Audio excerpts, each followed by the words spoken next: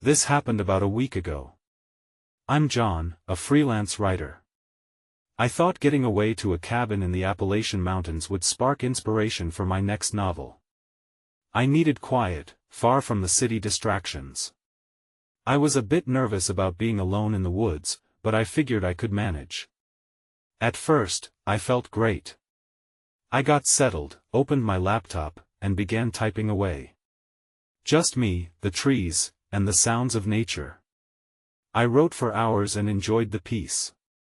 But when night fell, everything changed. The quiet was strange. It felt thicker than usual. I was writing, feeling good about my story, when I started hearing noises.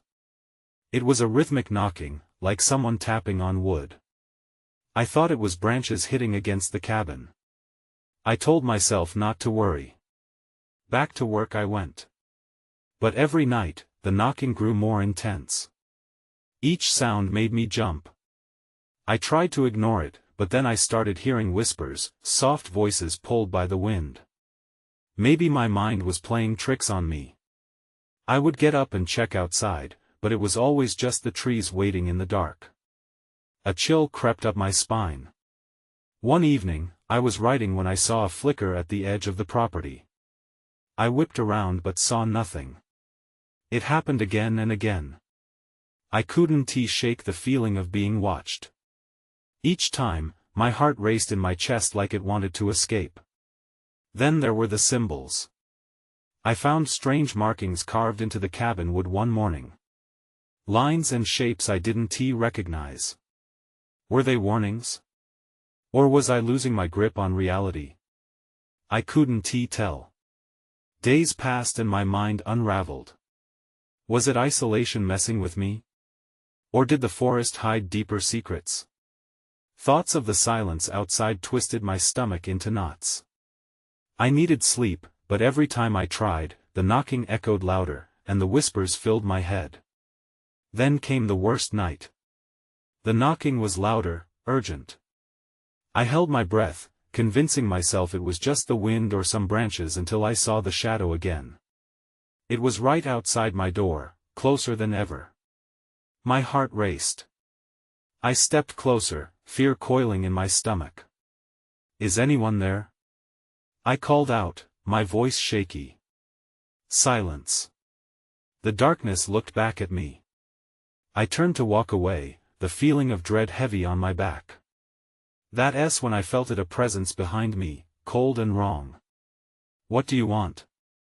I whispered, though I think deep down I didn't want an answer. I don't think I'll ever know.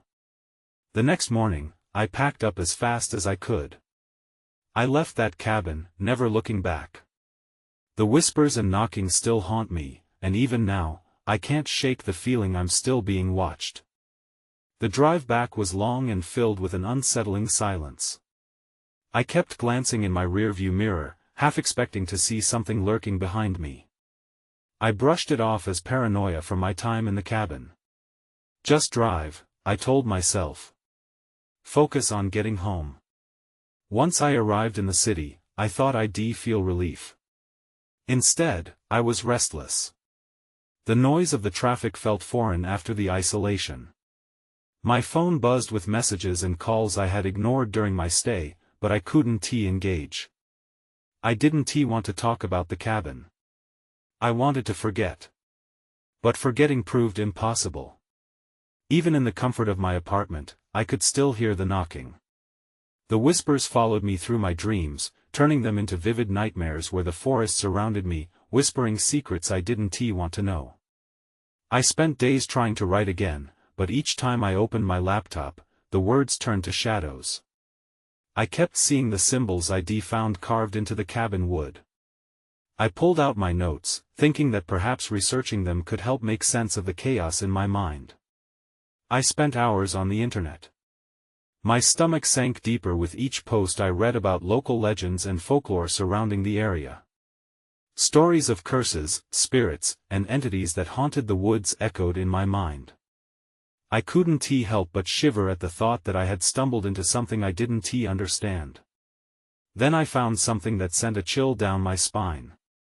There was an article dated years ago about a group of people who had gone missing in the woods, right where my cabin was located. The last one was reported to have been seen shortly before a storm hit. The locals mentioned similar symbols carved into trees and rocks around the area, warnings left behind by those who had come before. The article discussed how anyone who ventured alone rarely returned, which left a knot of dread settling in my stomach. I hadn't read the comments section beneath the article until that moment. One stood out among the others: "I saw a shadow lurking by the cabin last week. I thought I was losing my mind, but it felt real." That was the same flicker I had noticed at my cabin. My heart thudded with fear. I needed to know who this person was. Who had seen what I had seen? So I responded, asking for details. As the day turned to night, I waited anxiously for a reply, pacing around my apartment. That's when my phone buzzed with a message. "I found something on your property," it read. "I'll show you if you're brave enough to return." I froze. Part of me was terrified. I should have just ignored it. But another part, the part that craved answers, whispered back, "You must. You have to go back." I didn't know what was waiting for me out there. But if there was anything, that could shed light on the horrors I experienced, I had to find out. I stared at the message again, the shadows of my past creeping closer, as though the darkness of the woods was now intertwining with my reality. There was no turning back. The forest would have its answer, whether I was ready or not. The sun had barely risen when I set out the next morning. My mind raced with thoughts as I drove back to the cabin. Each mile felt heavier than the last, the weight of dread sitting squarely on my chest. I could hardly believe I'd decided to face whatever fear had anchored me in that place. As I approached the woods, the trees stood tall like sentinels, watching my return. I parked the car and took a deep, shuddering breath. The silence was thick, almost suffocating. I steeled myself and began walking down the trail leading to the cabin. Each step was deliberate, as if binding me to the ground I had wished to escape from. When I reached the cabin, it looked just as I had left it. The door creaked open, and I stepped inside, my senses on high alert. I expected to feel a rush of nostalgia, but all I felt was unease. The shadows seemed deeper, the air thicker. I looked around for any hint of what the stranger had found, but all I saw were the same old creaks and flecks of dust. 30 minutes passed without a sign, and just as I considered leaving, my phone buzzed in my pocket. "I'm here," the message read. Seconds later, I heard rustling outside. I hurried to the door and opened it. Standing there was a figure, cloaked in shadows. I squinted, trying to make out their features. "You?" I asked, recognizing the stranger from their online comment. "Yes," they replied, voice low. "I found something hidden near the back of the cabin." Their eyes flickered to the trees behind me, and I felt another wave of fear wash over me. "It's important." "Important how?" I pressed. I couldn't shake the feeling of being watched. "Just follow me." They turned and walked off toward the woods. My instincts screamed at me to turn back, but I followed. We walked in silence, the crunching leaves echoing ominously. I caught glimpses of the symbols I had seen earlier, etched into the bark of some trees. "You saw these too?" I asked, my anxiety bubbling to the surface. "Yes," they said, barely looking back. "There are stories dating back generations about these woods. They warn of a presence, something that doesn't want to be found." Their words hung in the air like a cloud. I felt electrified, but part of me was desperate to turn back. Yet another part, driven by curiosity and fear, pushed me on. After a short walk, we reached a clearing. My heart dropped. There, half buried in leaves and dirt, lay a wooden box, adorned with the same symbols. "This is what I found," they said, pointing with a shaky finger. I felt it calling to me. I froze as I approached. Something deep inside me urged caution, but curiosity tugged at me like a string. I knelt beside it and brushed away the dirt. That S, when I saw it, a name carved into the lid, a name that sent chills through my spine. What does this mean? I whispered, my voice trembling. The stranger's face paled. That S, the name of one of the missing people. Suddenly, the air shifted. A rustling in the trees grew louder, and shadows danced around us. I stood up, panic rising. We should go. The stranger was already backing away, their eyes wide with fear. We should have never come here. Then everything went dark. I stumbled, blinded by the darkness. My heart raced, pounding against my ribcage like it wanted to escape. I reached out to grab the stranger, but my fingers met empty air. Where are you? I shouted, my voice echoing in the void. No answer came. The darkness felt thick, almost like it was alive, wrapping around me. I strained to listen, but all I could hear were the frantic beats of my heart and the rustle of leaves that had become unsettlingly close. Panic coursed through me. I couldn't stay in this void. I took a deep breath and began to move forward, slowly, one cautious step at a time. The rustling continued, now followed by whispered voices that echoed in the distance. They weren't clear enough for me to make sense of their words, but I could feel the urgency behind them. Hello? I called out, hoping the stranger was somewhere nearby. Can you hear me? Then, suddenly, the darkness lifted. The world came back into focus, but it was a twisted version of reality. The clearing looked the same, yet it felt different, like I had crossed some invisible boundary. The box was still there, but the symbols glowed faintly, illuminating the area with an eerie light. I felt a shiver run down my spine. A figure stood near the tree line, partially obscured by shadows. My stomach knotted as I squinted at them. They seemed to be watching me. Is that you? I croaked, hoping it was the stranger. No answer came, but the figure stepped closer, revealing a face I didn't recognize. It was a woman, her expression drawn and gaunt, eyes hollow and searching. I could barely breathe. Who are you? I whispered, the words slipping out before I could stop them. Help me, she said, her voice a haunting whisper. You need to listen. I don't understand. My body was frozen, caught between flight and the inexplicable pull of her gaze. Her eyes flickered to the box. It's not just a story. They're all connected. Before I could ask for more, a high-pitched scream pierced the air, breaking the spell. I jerked back, and the woman vanished into thin air. Adrenaline surged through me. I turned to run, but the shadows seemed to thicken. I sprinted toward the cabin, my mind racing. I couldn't shake the feeling that something was chasing me. As I reached the door, I glanced behind, half expecting to see the dark figure or worse. Nothing was there, just the breath of wind through the trees. I shut the door behind me, panting heavily. I needed to gather my thoughts, maybe even convince myself this was just a nightmare. But then I looked down. My hands were trembling, and I spotted dirt caked under my nails, dirt from the box. A few yards from the cabin, a figure materialized in the fading light.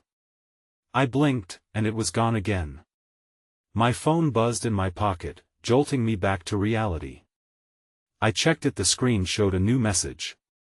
You shouldn't have opened it. The sender's name sent a chill through me. It was the stranger. I glanced at the door, the weight of the night pressing on my shoulders. What had I gotten myself into? Why had I returned? Before I could process my next move, I heard a soft knock. It was quiet but insistent. Someone was outside. I held my breath, the soft knocking echoing in the small cabin. My heart raced again, but this time it was mixed with fear and confusion. Who could it be out there? Was it the woman? Or something else entirely? I took a hesitant step toward the door, my feet feeling heavy as if the floor was trying to keep me from moving. Hello? I called out, my voice shaky. No response came, just the sound of wind rustling through the trees outside. The knocking continued, more urgent now, a consistent thud that made me wish I had locked the door. I debated my options. I could ignore it, pretend I hadn't heard, but something deep inside me urged me to check. I needed to know if it was the stranger or someone or something else. I forced myself to reach for the doorknob. Before I could turn it, the knocking stopped. Silence filled the air like a thick fog, pressing in on me. I paused, my heart pounding, glancing at the window. The shadows outside were heavier than before, stretching toward the cabin. Then, out of the corner of my eye, I caught a glimpse of movement near the edge of the trees. The figure was back. This time, it was closer. I squinted, trying to make out its features, but the darkness blurred everything. I felt a chill slithering down my spine. "Who are you?" I called, forcing the words past my lips. My voice trembled slightly. "What do you want?" No answer. Just the oppressive silence that made me feel more isolated than before. I hesitated again, my hand hovering over the doorknob. Finally, I turned it slowly, bracing for whatever lay beyond. As I pulled the door open, the sudden flood of moonlight illuminated the porch, but there was no one there. Just the woods breathing around me, their shadows playing tricks. My heart sank as I looked around, realizing how alone I truly was. Then I caught sight of something small and glimmering at my feet. I bent down, my breath hitching as I recognized it, a pendant, similar to the one the woman had worn. I picked it up and examined it closely. It was a small silver locket, cold against my palm, but I could feel the warmth of something wrong radiating from it. I opened it, my stomach tightening. Inside were two photographs, one of a little girl, and the other of the woman who had spoken to me. They were unmistakably connected, but how? Why was this here? Just as I was lost in thought, the silence shattered again, this time by a distant scream that echoed through the trees. It was the same scream I had heard before. Fear gripped me, and I slammed the door shut, locking it tight. The locket was heavy in my hand, and I dropped it on the table, my mind racing as I tried to process everything. Who were they? Why was I pulled into this? A sudden realization hit me. I needed to find the stranger. There was something he hadn't told me. I glanced out the window, searching the shadows for answers, but nothing moved. Before I could collect my thoughts, I heard it again, the soft knock, now accompanied by a whispering voice. "Help me." This time, I knew it wasn't just my imagination. My knees felt weak as I fought against the urge to hide. There was no ignoring this anymore. I had to face whatever was waiting for me outside. I could feel the weight of the locket on the table, pulling at my attention. The whisper still lingered in the air, creeping under my skin. I was already on edge, but I knew I couldn't ignore that voice. If someone was in trouble, I had to help, didn't I? With each step I took toward the door, doubt clawed at me. Maybe I should just call for help, but there was no cell service here, no phone landlines. If something was truly wrong, the only chance was to act. I opened the door once more, the cool night air washing over me. The moon hung high, illuminating the porch and the dark-walled chaos of trees beyond. It almost felt peaceful, as if the woods were unaware of the terror I'd just experienced. For a moment, I wondered if I was imagining everything. Then I heard it again, a soft cry, "Help me, please." The words wrapped around me, and I felt a sense of urgency build. I stepped off the porch, heart thrumming in my chest, and moved toward the sound. Trailing through the grass, I glanced back at the cabin, its warm light now a distant beacon against the dark. I swallowed hard as I pressed on. "Who's there?" I shouted, trying to sound braver than I felt. A rustle to my left caught my attention. I turned, catching sight of a flicker just beyond the tree line. My instincts screamed at me to run, but something kept me rooted. I took a step towards it, the whisper echoing in my ears, "Help me." Suddenly, the atmosphere changed. The air felt thicker, almost oppressive. Chills raced through my body, and I realized it wasn't just the cold that made me shake, it was dread. I forced myself to move forward, my mind racing. As I entered the shadow of the trees, I found a small clearing. In the center stood a battered old swing set, rusted and forgotten. My heart sank. The swing swayed gently, although no wind stirred the branches above. The sight sent a ripple of unease through me. I turned again, trying to shake off the feeling that something was wrong, but that whisper was relentless. I couldn't help but answer. "Where are you?" My voice trembled as it bounced around the trees. And then, I saw her, a flicker of white movement in the darkness. My breath caught as she came into focus. It was the little girl from the locket, her small frame illuminated by the faint moonlight. She looked lost, her tear-streaked face filled with a mix of fear and hope. "Help me," she repeated, her voice small and fragile. I started toward her, desperate to figure out what she needed. But as I approached, the atmosphere shifted again. The trees around me crackled with unease, bending in a way that seemed unnatural. I skidded to a stop as her form began to waver, flickering like a candle flame. "What is happening?" I whispered, fear creeping back. The girl pointed behind me, and instinctively, I turned. My heart plummeted. A shadow loomed from the darkness, tall and menacing. I barely had time to react before it lunged toward me, a chilling scream piercing the night. I spun back to the girl, but she was gone. The swing swayed in complete silence, leaving only the distant echo of her plea hanging in the air. Fear gripped me as I stumbled back, clashing with the unseen force. I turned and ran, the doorway of the cabin my only refuge. As I crossed the threshold, I slammed the door shut, locking it tight.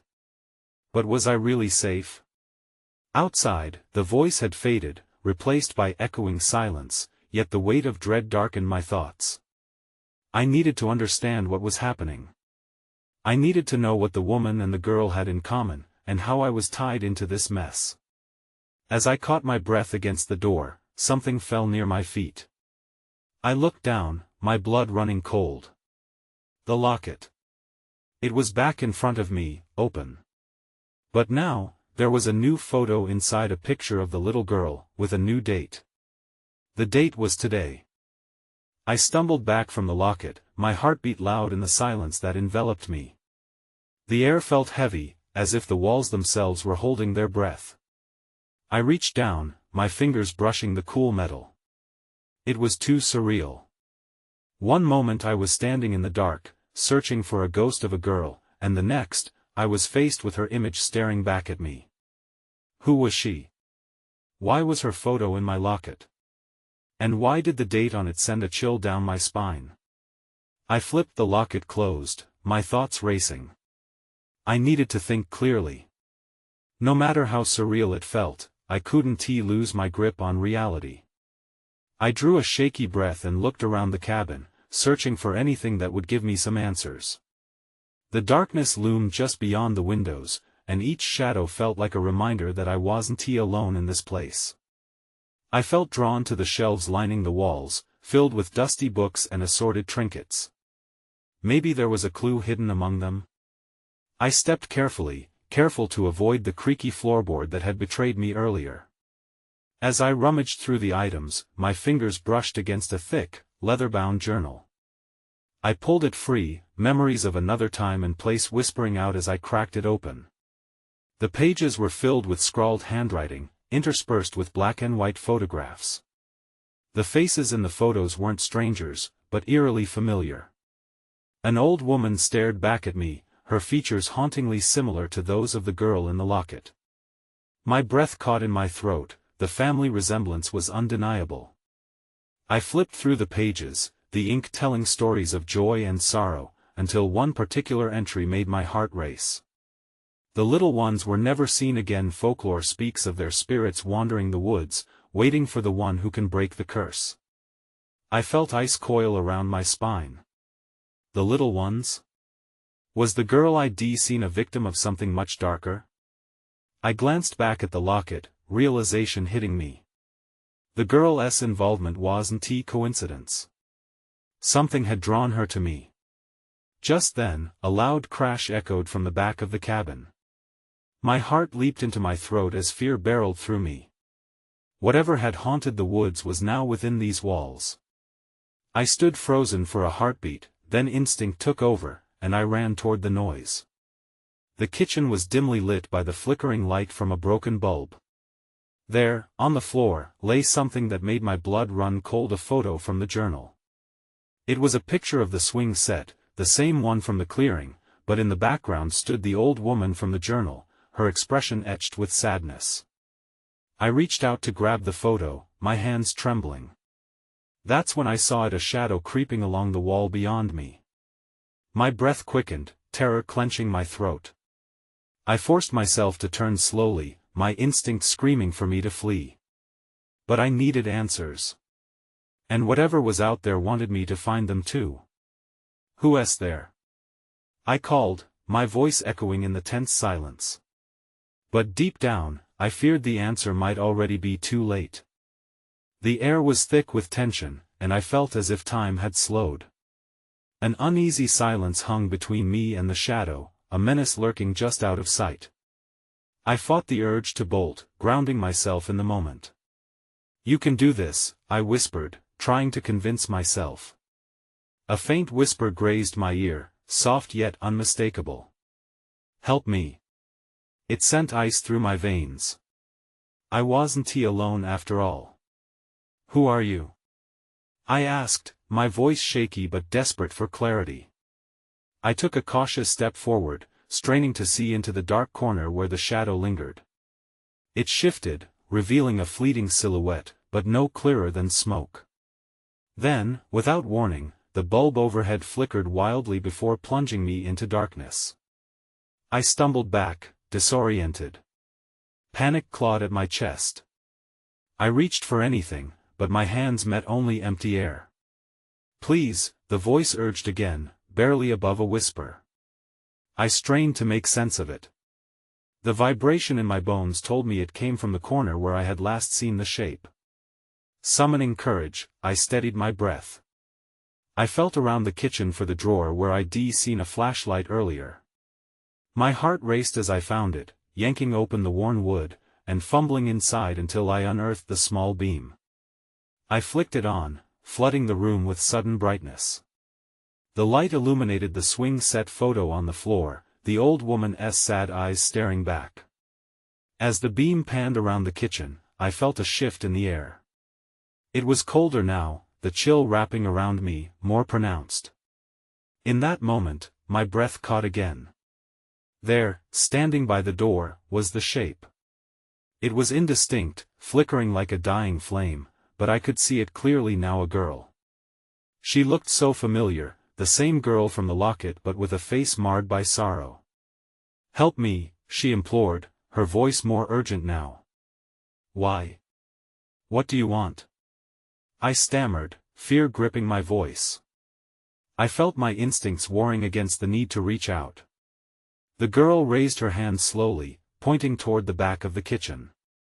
I followed her gesture, confusion swirling through me. "The curse," she said, her voice trembling as though the shadow itself was weighing her down. "Find the swing, before it's too late." "What swing?"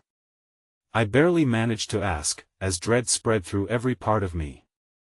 The light flickered again, and with a final crackle, it went out, plunging me back into darkness. My heart raced. My surroundings faded into shadows, and the whispers turned into frantic echoes of laughter, haunting, playful, and chilling. "Find the swing," the girl cried, her voice now desperate and fading.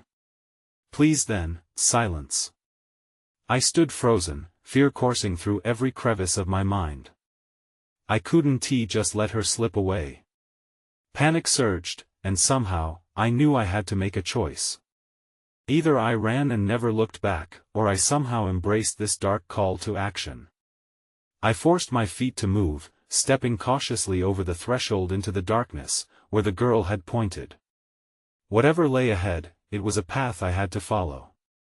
But when I reached the back door, a sudden crash from the attic above shattered the stillness. It sounded like something or someone had just fallen. My heart pounded in my ears. I had to choose again, stay and confront whatever haunted this cabin, or leave and risk losing the truth forever. I took a deep breath. Was I ready to face whatever tangled history lingered in these walls? I had to know. I pushed the back door open, the creak echoing in the stillness. The night air wrapped around me, cold and biting. I stepped outside, my heart racing. Shivers ran down my spine as I looked around the darkened yard, flashlight beams slicing through the shadows. Before I could turn back, I heard it again, a sharp noise from above, louder this time. It was urgent, almost frantic. I hesitated, caught between fear and curiosity. I could turn back to the safety of the cabin, but what if the girl needed me? My resolve hardened. I had to investigate. I made my way toward the old wooden staircase that led to the attic. Each step creaked under my weight, the sound like an alarm in the stillness. As I neared the door, the whispers returned, curling around me like mist. Help me, they urged, faint but insistent. I reached for the handle, hesitating. What was I really about to find? I took a deep breath and opened the door, the musty air swirling about me like a shroud. The attic was dimly lit from the moon filtering through the dusty window. Spiderwebs hung like curtains, twisting in the light as I stepped inside. Then, I saw it. In the corner, a swing hung from the ceiling, swaying gently as if someone had just gotten off it. My stomach tightened. It looked old, creaky, but it was definitely a swing, just like the girl had mentioned. My hands trembled as I approached, memories of laughter and joy colliding with the haunting atmosphere. Beside the swing lay a faded photograph, similar to the one I found in the kitchen. I knelt down, heart pounding. In the image, children played in a sunlit park, all smiles and innocence. Among them, I recognized the girl from the locket. She was beaming, but the joy didn't reach her eyes. I reached for the photo but gasped as an icy breeze swept through the attic, snuffing out the flashlight's beam. Darkness enveloped me once more, wrapping tightly around my body. Fumbling for my phone, I flicked on the screen, and a dim light cut through the black. The swing, now eerily still, seemed to grow heavier with unspoken words. I felt a shiver crawl up my spine as I turned, half expecting to see the girl beside me. But instead, I found myself staring at the attic floor. The boards creaked underfoot, and I noticed something glinting amidst the dust. I bent down, heart racing, and my fingers brushed against an old locket. It was the same design as the one I had slightly tarnished, much like the secrets buried in this place. Before I could process this discovery, the attic door slammed shut behind me. I jumped, the sound echoing in the small space. Panic surged again. I was trapped in here with whatever haunted these walls. That's when I saw it, a figure standing silently across the room, their features obscured by shadows. Get out! It suddenly hissed, the voice an echo of the girl's plea, only now laced with rage. My heart plummeted as I staggered backward, instinctively searching for an escape. I was running out of time, and suddenly I understood the girl wasn't the only spirit tied to this swing. Whatever darkness loomed here wanted something from me. And I wasn't ready to find out what that was. I spun around and threw myself at the attic door, pounding on it with all my strength. Let me out! I screamed, my voice cracking. But the door was unyielding, and whatever force was keeping it closed felt alive. The shadows in the attic thickened, creeping closer, whispering secrets I couldn't comprehend. My heart raced as I realized the figure was advancing. I caught a fleeting glimpse, a gaunt face etched with despair, eyes wide and pleading, yet filled with a darkness that made me recoil. You shouldn't have come here, it rasped, every word dripping with a sorrow I couldn't ignore. Who are you? I begged, pushing against the door, desperate for escape. What do you want? The figure gestured toward the swing, and the air grew heavy with a spectral chill. They never left, it whispered, the shadows wrapping around me like a noose. They're waiting for you to set them free. I wasn't prepared for that. The truth crashed into me. The girl, the whispers, the locket, they were all tied to something far deeper than I could fathom. The stories in the journal hadn't been mere legends, they were warnings, and I had ignored them all. Free who? I gasped, the breath catching in my throat. How? The figure reached out, and I felt the instinct to run swell within me again. But deep down, the weight of their sorrow broke through my fear. You hear them, it said, voice trembling. They want to be remembered. What does that even mean? The urgency in my voice pulsed with a mixture of dread and determination. The swing, the figure insisted, gesturing toward it once again. You have to find it. You must remember, or they'll be lost forever. The weight of despair settled firmly on my shoulders. I had to confront whatever twisted reality I had walked into. With a sudden surge of resolve, I turned and crouched next to the swing. Shadows flickered around me, the air thickening with anticipation. I reached out and touched the weathered wood. As soon as my fingers made contact, a wave of memories flooded through me, echoes of laughter intertwined with cries for help, fading into hopelessness. I gasped as the sorrow enveloped me, chilling me to the bone. Please! I cried against the turmoil in my mind. Help me understand. Suddenly, the attic transformed. The temperature dropped even further, the shadows morphing into scenes playing out before my eyes. I witnessed children laughing on the swing set, the girl I recognized beaming at the camera. But then the images darkened, the laughter replaced with frantic cries as shadows descended upon them. I felt like I was suffocating as the sorrow of their spirits pressed in. You have to remember, tell their story. Shrieked the figure, their voice rising over the chaos echoing in my mind. I will. I promised, my voice breaking against the weight of their desperation. Then the attic door creaked open. Light spilled in like a lifeline, and I scrambled to my feet, racing toward it. It felt as though the shadows were pulling against me, trying to draw me back. But I wouldn't succumb. I burst through the doorway, escaping from the suffocating darkness. Fumbling to steady myself in the light of the cabin, I glimpsed back one last time. The specter lingered at the threshold, a mixture of hope and despair etched on its features. They faded into darkness amidst swirling shadows. I took a deep breath and stumbled outside, chest heaving. The woods stood quiet now, almost serene, a stark contrast to the chaos within. But the gnawing dread remained, like an echo of the past vibrating in my bones. I had to capture their story, there was something powerful in remembrance. As I made my way back to my car, that haunting locket weighed heavily in my pocket. I could still hear the whispers from the woods, now muffled but persistent. Help me, they insisted, echoing with urgency, drawing me back. Days have passed since my return to the city. I found myself lingering over the keyboard continuously, pouring out the harrowing story I had encountered. And while I wrote, remnants of laughter and cries accompanied me, carrying the dreams of those lost children. But it wasn't just a quest for my novel. I moved to a different city after that. Sometimes I wonder if those spirits know I'm alive, if my words carry their story far and wide. But mostly, I try not to think about it. The woods still whisper. I can almost hear them, even here among the city's noise, reminding me of what I found and the memories that still linger in the shadows.